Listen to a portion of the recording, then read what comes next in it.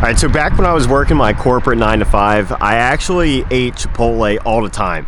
There's actually a point in my life where I probably ate it 5 times a week, which I know that's not good, but I found a way to end up losing a decent amount of body fat and building muscle, even though I was heading over to Chipotle. And today I'm going to show you how you can just do that. And then what I also want to do is show you a little bit about what exactly to end up getting at Chipotle and like what not to get. I'm going to walk you through what like some of the best ways to order if you want to keep your calories as low as possible and keeping your protein up high. And no, I'm not suggesting you to go out to Chipotle 5 times a week.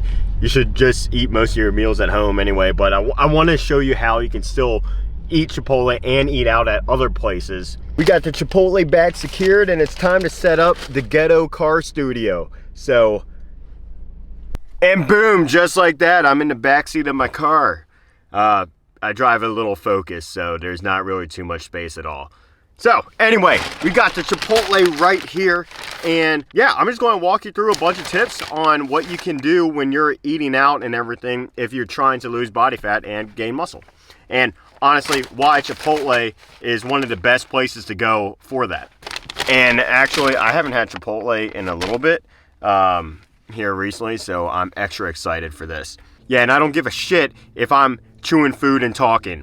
So if you don't like that, get the hell out of here, because I'm probably going to do that. I'm going to try not to, but I probably will. Back in one of my old jobs, like one of my first ones, it might have been my internship, might have been my first one. Anyway, all I remember doing is I would end up going to Chipotle, and I didn't really want to talk to anybody because my job fucking sucked and I couldn't relate to anybody that was there. But I would eat my Chipotle in the car, and I found a way to do it because you're going to make a mess. So what you do is you get 3 napkins just like this, and you have your third one. This is more of your encompassing of everything napkin, and you open it all the way up just like this, okay? Now, what you're going to do, this is your first layer of defense. Everything within Chipotle, it's like a little wet, so it's going to get through this first layer. That's why you got your backup layers down here. I did this way too much. I think this was actually during my internship where I did this like every single day. I don't know what the fuck I was doing, but the one thing I was doing was gaining muscle and losing body fat. So there was that. Oh yeah, and if you don't believe me, here's like a fucking picture of me when I was doing it in my corporate job. Here's a picture of me like a few years ago. I don't really take too many shirtless pictures, so yeah, I think I had a ponytail on that one. Whatever. Trust advice. So what you can do at Chipotle that you can't do at many other places is control how much protein you're getting, how many carbs, and how many fats. And there's a science to how to order for it, but first I gotta take a fucking bite because it's been months since I've had Chipotle now. To be honest, Chipotle used to be a little bit better back in like pre-2018. And a lot of the ingredients are actually pretty good. Like, okay, maybe they might cook with some fucking oils or stuff, but this is better than you go and get fucking fried chicken or Bojangles for your lunch, or you're eating out at, I don't know, some fucking burger jaunt. Let's start with the order that I used to get that only was 555 calories and over 70 grams of protein. No, that's not what I have right now because I haven't eaten a lot today and I kind of need the calories. The first thing that comes up is tortilla. All right, let's not be fucking idiots. We're going to say no to the tortilla. Next, we got rice. So, there's a trick to this. I like to have rice in here. I like to get some carbs in my meals. I'm a normal person. What you end up telling them is that you want light rice. What ends up happening from that is that they end up giving you half rice, and it's just like half the amount.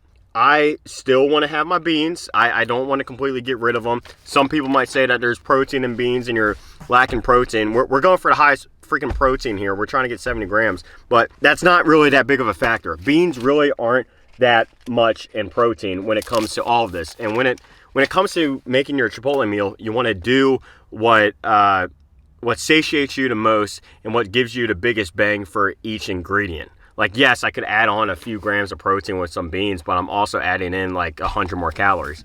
It doesn't really make much sense when you like go at that point. A long time ago, I used to be incentivized to take clients out to lunch and everything, and I would always take them to Chipotle. And that's because I still had muscle gaining goals and everything, and I knew that was a meal that I could control very well. So when we are talking about meat, what are we going to do here? You should know this one. You get double meat. It doesn't matter if it's steak. It doesn't matter if it's chicken.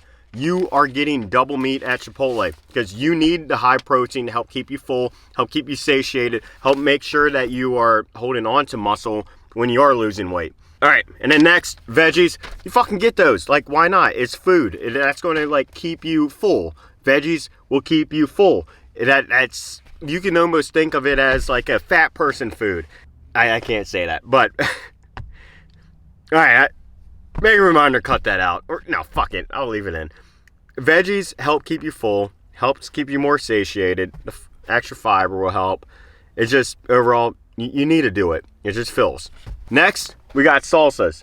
So the salsas at Chipotle, they're really not that high in calorie or anything. The highest one is actually the corn salsa, or whatever you call it. You don't really need to feel restrained when it comes to the salsas.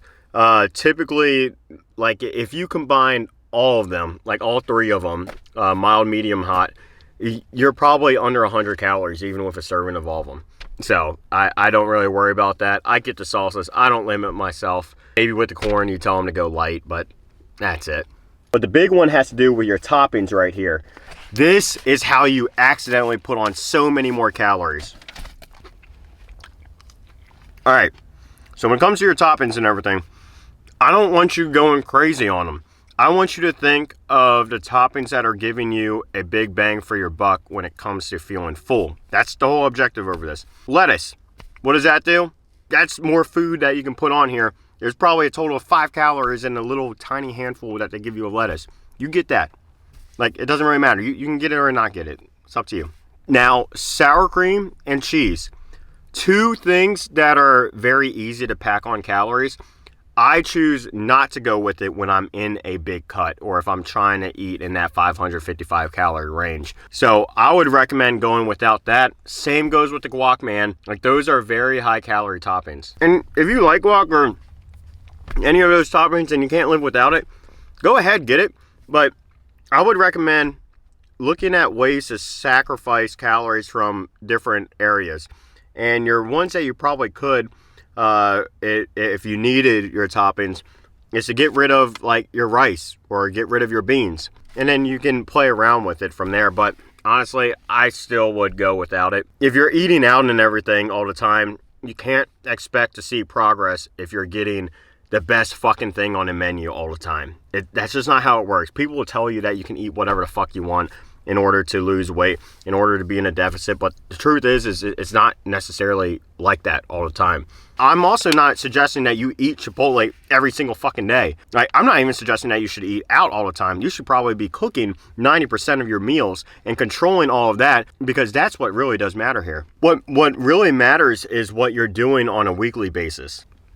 So how I was able to lose all that weight is that I tracked my calories, I tracked my macros, I had my MyFitnessPal, and I was able to include this in and still be under my budget of calories and hit my protein targets, because this literally gave me half of my protein that I needed for today, because my protein target's only like around 150. Don't add any fucking extra dressing. That's just an easy way to add 150 more calories without it even like filling you up any. So if you're going out to eat anywhere else and you're still trying to lose weight or lose fat, you need to go for the highest protein option that looks less in calories. So that means staying away from shit that's fried, a lot of stuff that has normally a lot of toppings like dressings or some ranch.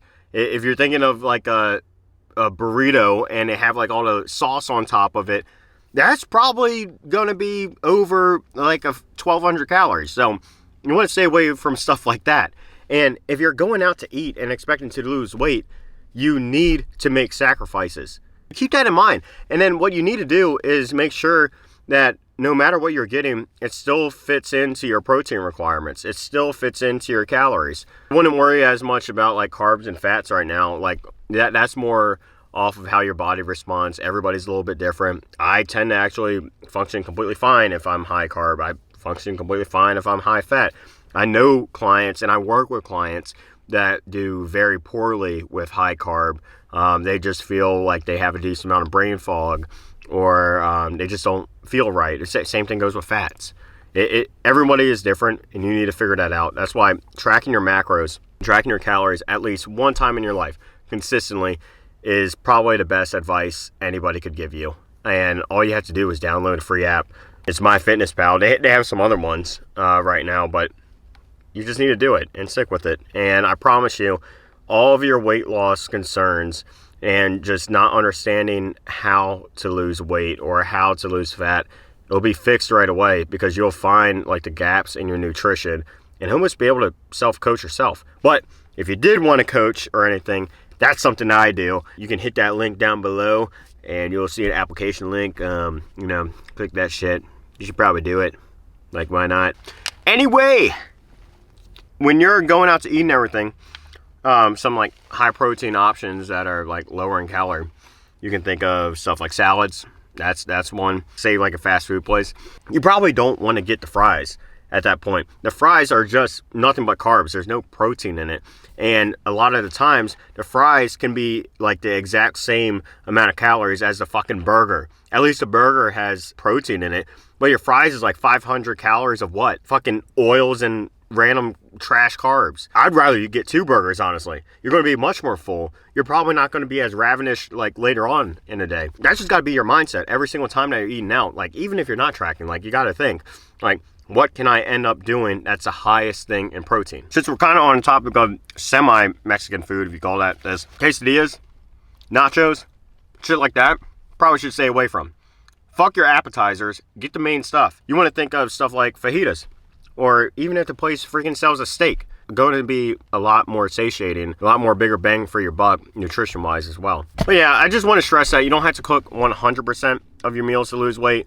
You probably still should cook a fuck ton of it. When it comes to eating out, it's all about strategy, and anybody can do it. You just have to be like cognizant of it, and you'll be completely fine. Make sure that you're thinking about the bigger picture, which would be your calories and macros, and go from there. And if you know how to order, you can make progress anywhere. So look, I'm about to have a kid on the way here soon.